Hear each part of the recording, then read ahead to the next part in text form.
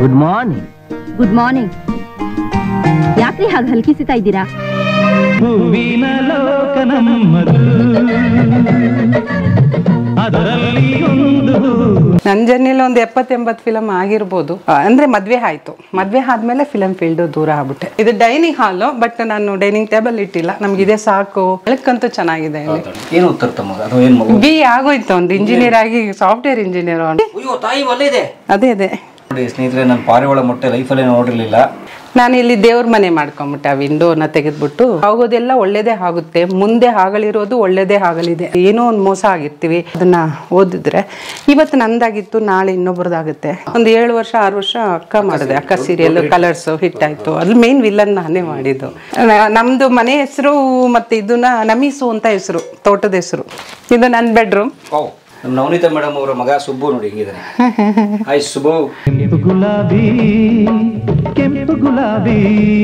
ಸ್ನೇಹಿತರೆ ನಮಸ್ಕಾರ, ಶುಭೋದಯ, ಸ್ವಾಗತ ನಿಮಗೆ ಕಲಾ ಮಾಧ್ಯಮಕ್ಕೆ.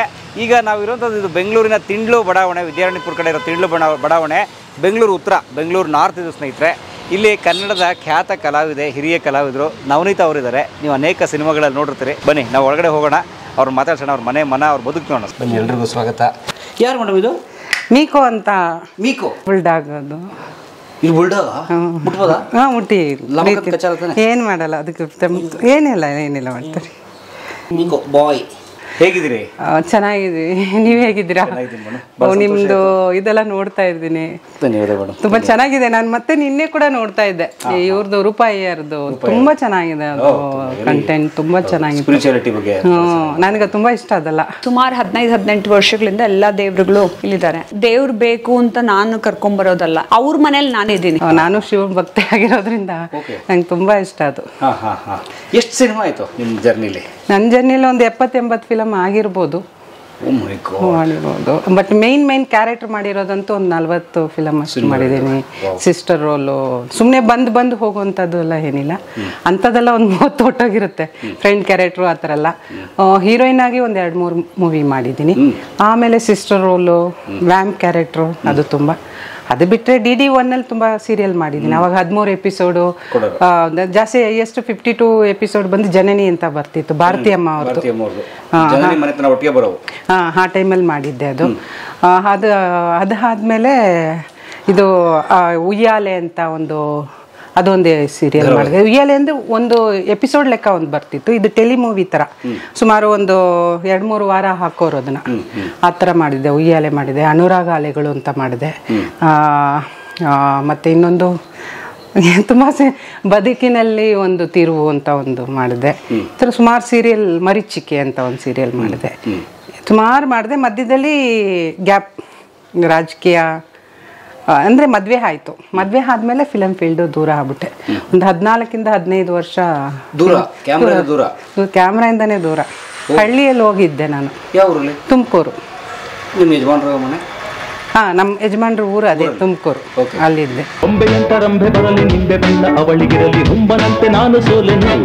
ಅಪಾರ್ಟ್ಮೆಂಟ್ ಇದು ಎಲ್ಲ ಕಡೆ ದೇವ್ರು ಜಾಸ್ತಿ ಇಟ್ಟಿರ್ತೀನಿ.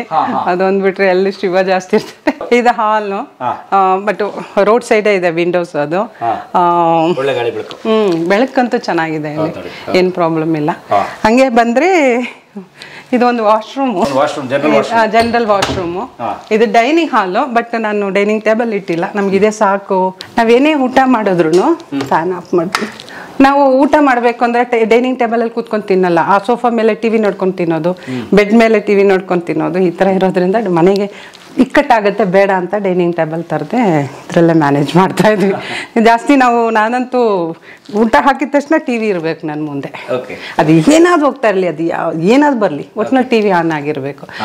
ಅದೇ ತರ ನನ್ನ ಮಗ ಅಂದು ಅಲ್ಲಿ ಆಫೀಸ್ ಕೆಲಸ ಅದು ಇದು ಅಂತ ಮಾಡ್ತಾನೆ. ಅಲ್ಲ ಕೂತ್ ಜಾಗದಲ್ಲೇ ಎಲ್ಲ ಸಪ್ಲೈ ಮಾಡ್ಬೇಕು, ವರ್ಕ್ ಫ್ರಮ್ ಹೋಮ್. ಹಾಗಾಗಿ ಅವನಿಗೆ ರೂಮಲ್ಲಿ ಅವನ್ನೆಲ್ಲ ಮಾಡ್ತಿರ್ತಾನೆ.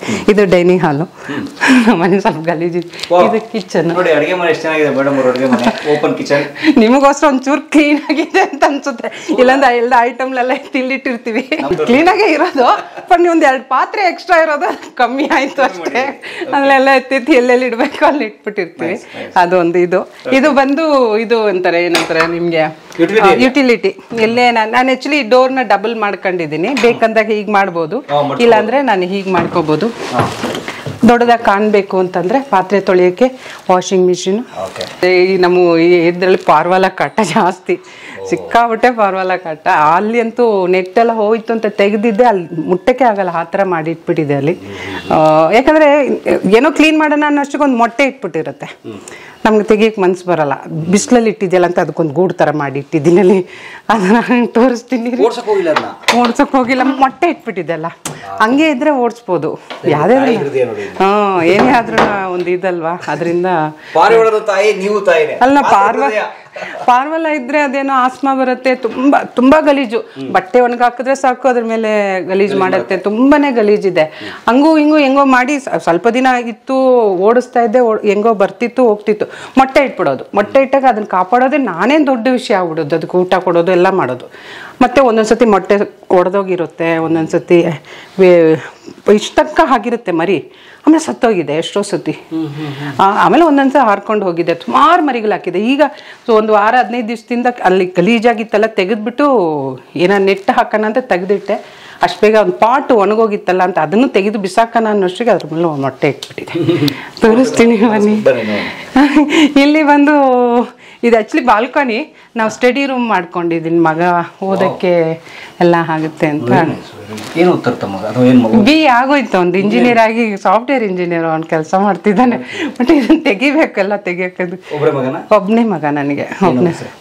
ಸುಬ್ರಹ್ಮಣ್ಯ ಅಂತ, ಸುಬ್ರಹ್ಮಣ್ಯ ಅಂತ. ನಿಮ್ಗೆ ಇದು ತೋರಿಸ್ತೀನಿ ಅನ್ನಲ್ಲ, ಇದೆ ನೋಡಿ, ಅದೇ ಅದೇ ಅದಕ್ಕೆ ಇದು ಇದೆಲ್ಲ ನಾನು ಇದನ್ನ ಅಡ್ಡ ಇಟ್ಬಿಟ್ಟಿದ್ದೀನಿ ಸದ್ಯಕ್ಕೆ, ಓಡೋಯ್ತದು. ನೋಡಿ ಸ್ನೇಹಿತರೆ, ನಾನು ಪಾರಿವಾಳ ಮೊಟ್ಟೆ ಲೈಫಲ್ಲೇ ನೋಡಿರ್ಲಿಲ್ಲ.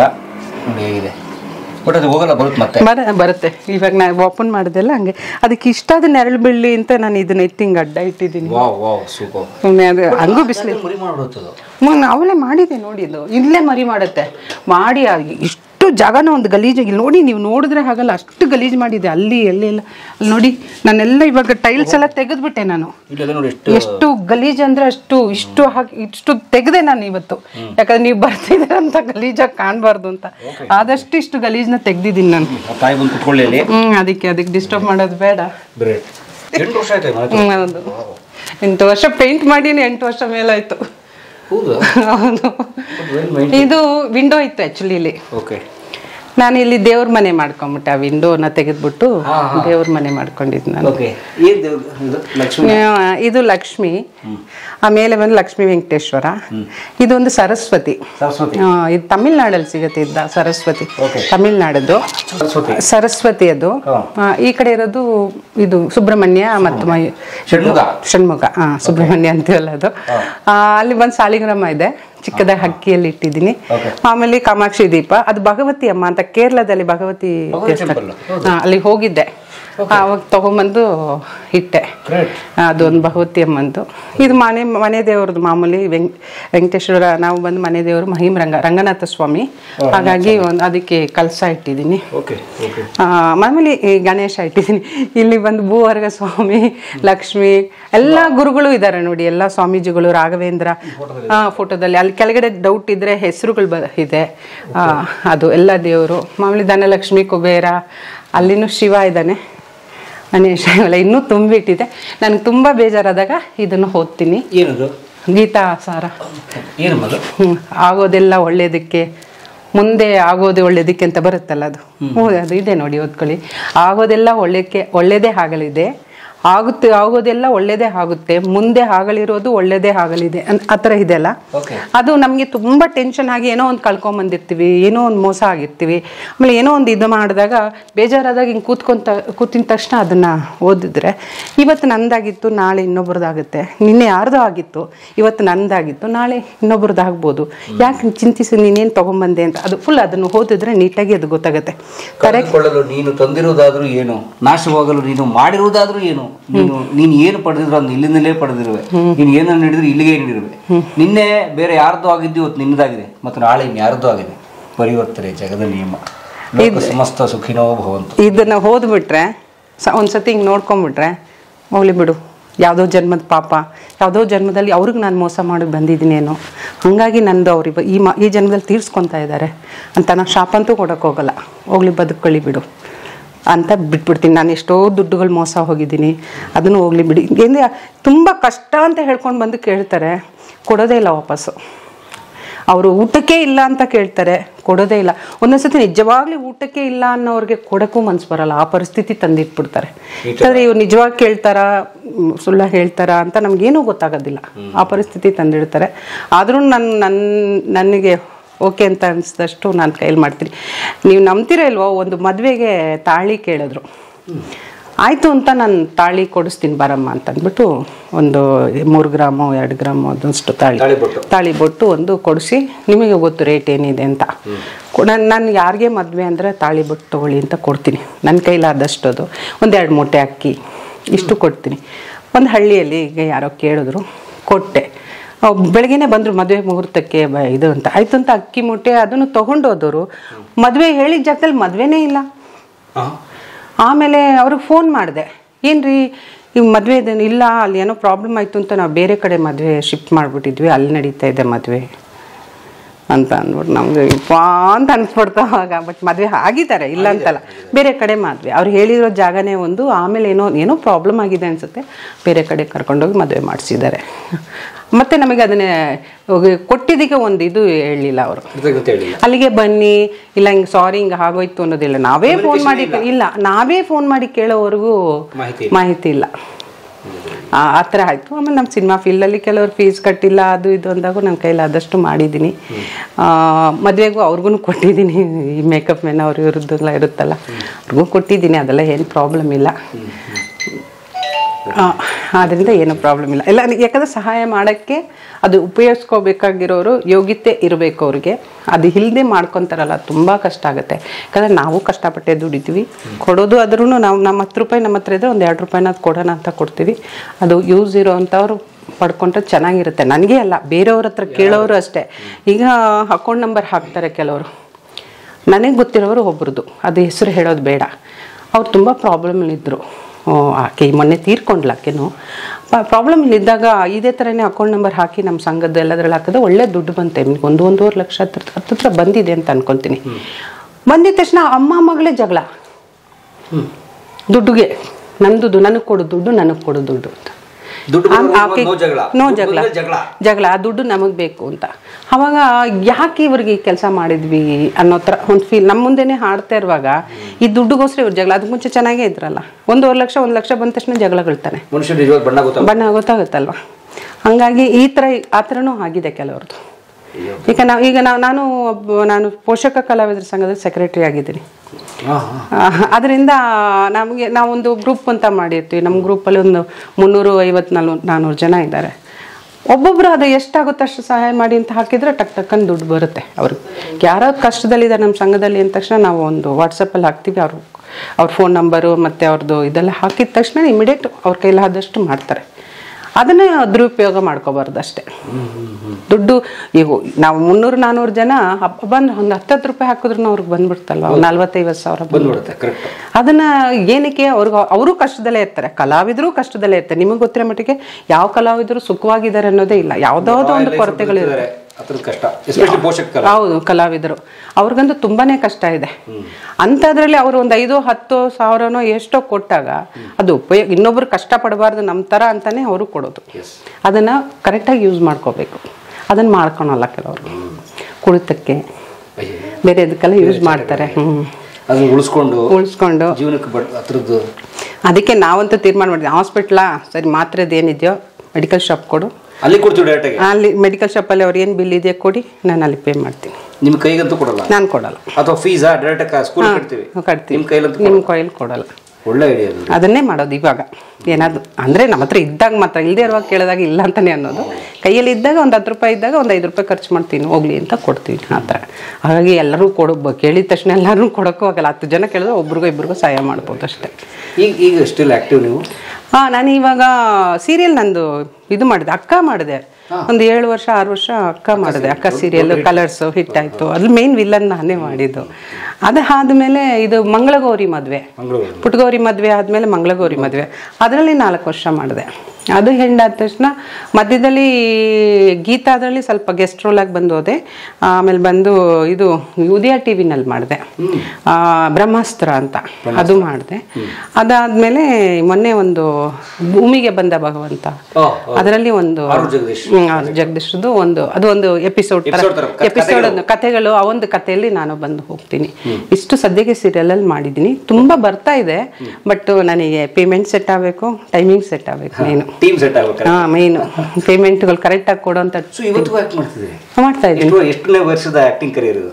ನಾನು ಮಧ್ಯದಲ್ಲಿ ಮಾಡ್ತಾ ಇದ್ದೀನಿ. ಇವಾಗ ಒಂದು 15-16 ವರ್ಷ ಬಿಟ್ರು ಆಮೇಲೆ ಬಂದು ಒಂದು 4-5 ಸಿನಿಮಾ ಮಾಡಿದೆ. ಆಮೇಲೆ ತಿರ್ಗಾ ಗ್ಯಾಪ್ ಕೊಟ್ಟೆ, ಸೀರಿಯಲಲ್ಲಿ ಗಮನ ಕೊಟ್ಟೆ. ಅದು ಮುಗಿದ್ಮೇಲೆ ಮತ್ತೆ ಮಧ್ಯೆ ಸಿನಿಮಾ ಬರುತ್ತೆ. ನಾನು ಮಾಡ್ಬೇಕಂದ್ರೆ ಇವಾಗ ಒಂದು 50 ಸಿನಿಮಾ ಮಾಡ್ಬೋದಾಯ್ತು. ಅಂದ್ರೆ ಬ್ಯಾನರ್ಗಳೆಲ್ಲ ಸಣ್ಣ ಬ್ಯಾನರು 10 ಲಕ್ಷದಲ್ಲಿ 5 ಲಕ್ಷ ಪಿಕ್ಚರ್ ಮಾಡೋರು ತುಂಬಾ ಬಂದ್ಬಿಟ್ಟಿದ್ದಾರೆ. ಅವ್ರುಗಳು ಜಾಸ್ತಿ ಬರೋದ್ರಿಂದ ನಾನು ಮಾಡ್ತಾ ಇಲ್ಲ. ಸ್ವಲ್ಪ ಹೆಸರಿಂತ ಇರೋವಂಥ ಬ್ಯಾನರ್ಗಳಲ್ಲಿ ಮಾಡ್ತೀವಿ. ಇವಾಗ ಈಗ ರೀಸೆಂಟಾಗಿ ಶೂಟಿಂಗ್ ಈಗ ಈ ತಿಂಗಳು ಕೊನೆಯಲ್ಲಿ ಇದೆ ನನಗೆ. ಯಾವುದು ಗೊತ್ತಾ, ಇದೇನದು ರುದ್ರಾಭಿಷೇಕಂ ಅಂತ. ವಿಜಯ್ ರಾಘವೇಂದ್ರ ಅವರು ಹೀರೋ. ಅದರಲ್ಲಿ ಅವ್ರಿಗೆ ಮದರು ನಾನೇ, ಅಜ್ಜಿನೂ ನಾನೇ, ಡಬಲ್ ಕ್ಯಾರೆಕ್ಟರ್ ನಂದು. ಅಂದರೆ ಮಗನಾಗಿ ಅವನು ಇರುವಾಗ ನಾನು ಇರ್ತಾ ಇರ್ತೀನಿ. ಮಗ ಆದಮೇಲೆ ಮೊಮ್ಮಗ ಬರ್ತಾನೆ, ಅವರು ಡಬಲ್ ಕ್ಯಾರೆಕ್ಟರ್. ಅವರು ಮಗನೂ ಅವರೇ, ಮಗನೂ ಅವರೇ ಮಾಡಿರೋದ್ರಿಂದ ನನಗೆ ಮಗನೂ ಅವನೇ, ಮೊಮ್ಮಗನೂ ನಾನು. 2 ಗೆಟಪ್ ಅದು ನನಗೆ ಇಷ್ಟು ಸಿನಿಮಾ ಇದರಲ್ಲೇ ನನಗೆ ಒಳ್ಳೆ ಕ್ಯಾರೆಕ್ಟರ್ ಇದು. ಹೆವಿ ಈಗ ಹೀರೋಗ ಒಂದು 50 ಸೀನ್ ಇದ್ರೆ ನನಗೆ ಒಂದು 40-35 ಸೀನ್ ಅಂತೂ ಇದೆ. ಹಾಗಾಗಿ ಈ ಸಿನಿಮಾ ನಾನು ಒಪ್ಕೊಂಡಿದ್ದೀನಿ. ಫಸ್ಟ್ ಪ್ರಾಜೆಕ್ಟ್ ಯಾವುದು? ನಾನು ಫಸ್ಟ್ ಪೋಲಿಕಿಟಿ. ಇವರು KV ಜಯರಾಮ್ ಡೈರೆಕ್ಷನು, ಕಾಶಿನಾಥ್ ಅವರು ಹೀರೋ. ಹೌದು, ದೇವರಾಜ್ ಕಾಂಬಿನೇಷನ್ ಪೋಲಿಕಿಟ್ಟಿ ಅಂತ. ಹೌದು.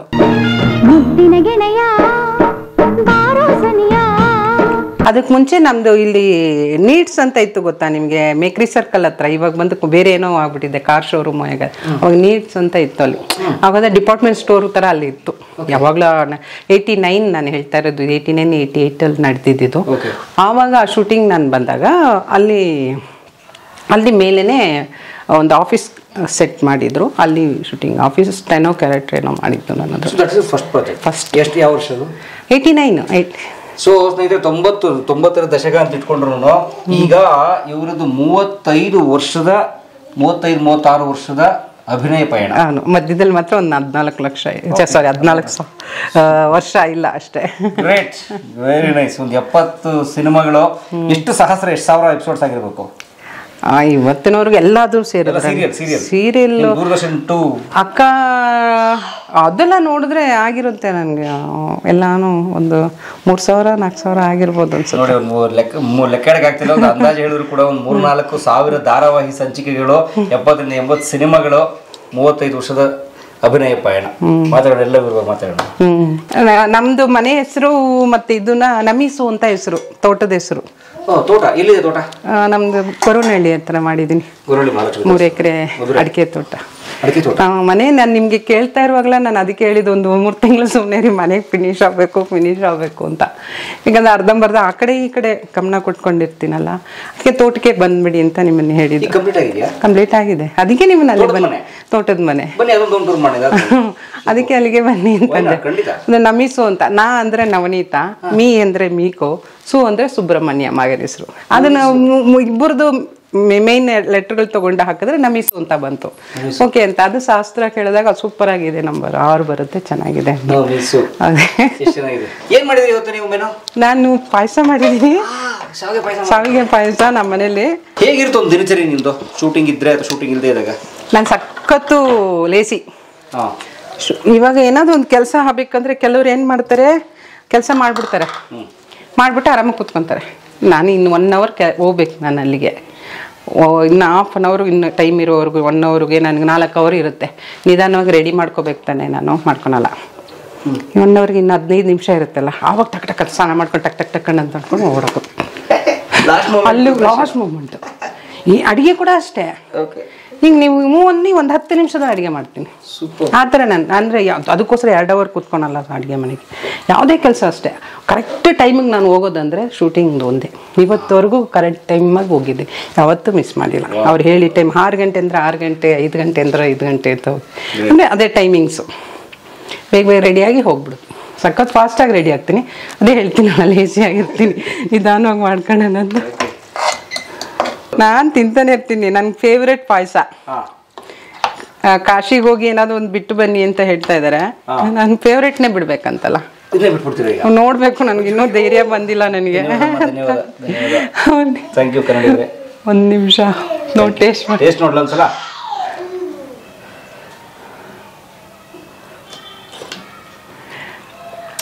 ಸ್ವೀಟ್ ಜಾಸ್ತಿ ಆಯ್ತಾ? ಇಲ್ಲ, ಕರೆಕ್ಟ್ ಇದೆ, ಪರ್ಫೆಕ್ಟ್ ಇದೆ. ಕೆಲವರು ಅತಿ ಸ್ವೀಟ್ ಹಾಕ್ಬಿಡ್ತಾರೆ, ಇದು ಪರ್ಫೆಕ್ಟ್ ಆಗಿದೆ. ಸಿಹಿ ಕೂಡ ಮತ್ತೆಲ್ಲ ಬ್ಲೆಂಡ್ ಕೂಡ. ಅದರಲ್ಲಿ ದ್ರಾಕ್ಷಿ ಹಾಕಿದ್ದೀನಿ, ಬಾದಾಮಿ ಹಾಕಿದ್ದೀನಿ, ಗೋಡಂಬಿ ಹಾಕಿಲ್ಲ. ಮನೇಲಿ ಖಾಲಿ ಆಗಿತ್ತು, ಅದಕ್ಕೆ ಅದಲ್ಲಿರೋದು. ಅಲ್ಲಿ ಹೋಗಿ ತರೋರು ಯಾರು ಇರಲಿಲ್ಲ, ಅದಕ್ಕೆ ಬಾದಾಮಿ ಹಾಕಿದ್ದೀನಿ.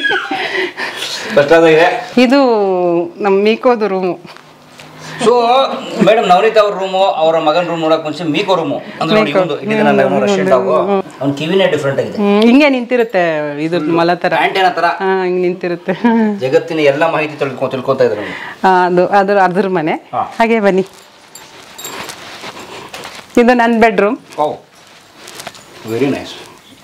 ನಂದು ಇವಾಗ ಅವನು ಕೆಲಸ ಮಾಡೋದ್ರಿಂದ ನನಗೆ ಅವನು ಇಲ್ಲಿಂದ ನಾನು ಅಲ್ಲಿ ಓಡಿಸಿ ಇಲ್ಲಿ ನಾನು ಕೂತ್ಕೊಂಡೆಲ್ಲ ಕಂಪ್ಯೂಟರ್ ಎಲ್ಲ ಇದು ಮಾಡಬೇಕು, ಜಾಬ್ ಮಾಡಬೇಕು, ವರ್ಕ್ ಫ್ರಮ್ ಹೋಮ್ ಇರೋದ್ರಿಂದ ಈ ಟೇಬಲ್ ಎಲ್ಲ ಹಾಕಿರೋದ್ರಿಂದ ಅವನೇ ಜಾಸ್ತಿ ಇಲ್ಲಿ ಯೂಸ್ ಮಾಡ್ತಾನೆ ಸದ್ಯಕ್ಕೆ. ಹೌದು, ಅವನು ಹೊರಗಡೆ ಹೋಗಿದ್ದಾನೆ. ಅವನು ಬರ್ತಾನೆ, ಎಷ್ಟೊತ್ತು ಬರ್ತಾನೆ ಅಂತ ಗೊತ್ತಿಲ್ಲ. ಬರ್ತಾನೆ, ಒಟ್ಟಿನಲ್ಲಿ ಲೈಟಾಗಿ ಬರ್ಬೋದು. ಇದು ಅಟ್ಯಾಚ್ ಬಾತ್ರೂಮ್. ಇದೊಂದು ಬೆಡ್ರೂಮು. ಇದು ಸುಬ್ರಹ್ಮಣ್ಯನ್ ರೂಮ್. ಈ ಸುಬ್ರಹ್ಮಣ್ಯನ್ ರೂಮು. ಆಕ್ಚುಲಿ ಇವಾಗ ನನಗೆ ಇಲ್ಲಿ ಶಿಫ್ಟ್ ಮಾಡೋನೆ, ಈ ಕಡೆ ಹಾಕೋನೆ. ಅವನೇ ಚಿಕ್ಕವನಾಗಿದ್ದಾಗ. ನವನೀತಾ ಮೇಡಮ್ ಅವರ ಮಗ ಸುಬ್ಬು ನೋಡಿ ಹೇಗಿದ್ದಾನೆ. ಹಾಯ್ ಸುಬ್ಬು. ಅವನು 1 ವರ್ಷದ ಮಗು. ಅದು ಆಕ್ಚುಲಿ ಬರ್ಡೇ ಮಾಡಿದ್ವಿ ಅವಾಗ. ಜನನಿ ಸೀರಿಯಲ್ ಮಾಡ್ತಾ ಇದ್ದೆ ನಾನು. ಭಾರತೀಯಮ್ಮ ಅವರು ಬರ್ತ್ಡೇ ಮಾಡಿದ್ದು ಅವ್ರ ಜೊತೆನೆ ಇದ್ಕು. ಅವ್ರಿಗೆ ಕೇಕ್ ಎಲ್ಲ ಕಟ್ ಮಾಡಿಸಿದ್ದು, ಫೋಟೋಸ್ ಎಲ್ಲ ಇರಬೇಕು, ಅವ್ರು ಮಾಡಿಸಿದ್ದು. ಅವಾಗ ತೆಗ್ದಿದ್ದು ಫೋಟೋ ಇದು. So cute.